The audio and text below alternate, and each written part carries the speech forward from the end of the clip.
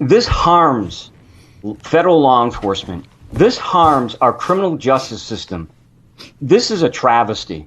This is a nonviolent, white-collar, if you will, alleged criminal in their book, right? This has never been done before. What typically happens is that the assistant U.S. attorney picks up the phone in these types of cases and coordinates the delivery of these documents through attorney to attorney.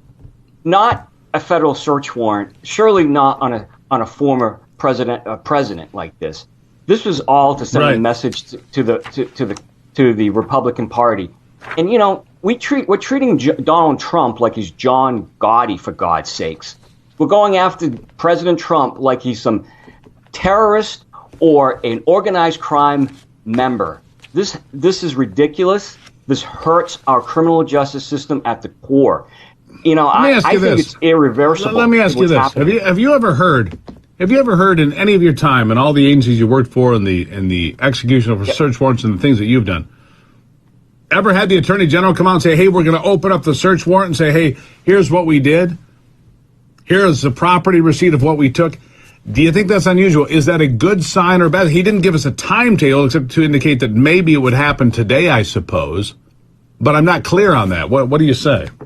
Well, I say, listen, when you conduct a search warrant, you're obligated to leave a receipt at the scene of the search warrant of the inventory of what was taken. You are obligated to do that. And if that didn't happen, that's a violation, okay, of policy. And, you know, Lisa Monaco, the Deputy Attorney General, approved this as well. And she was in the White House with Barack Obama for 3+ years as a national security advisor. And so there are, I'm sure between the FBI and DOJ, there were intense conversations about what to do and how to do it. And this was one option. The other option was seek a grand jury or a subpoena for the records required.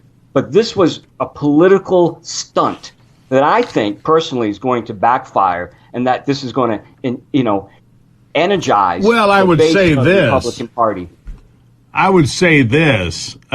Business Insider and all the left-leaning publications and news networks, Business Insider's headline sticks in my head that the government had to have a pulverizing amount of information to go on this raid. And you know what? If they did not, if this is about a fishing expedition to find documents for the Presidential Records Act, if that's what this is because the librarians have their panties in a bunch at the National Archives, I don't care, and I will be really angry along with millions of other Americans, and this will swing the needle back to the Republicans in a way that if the Democrats didn't know how to galvanize the Republicans, they certainly figured it out, didn't they?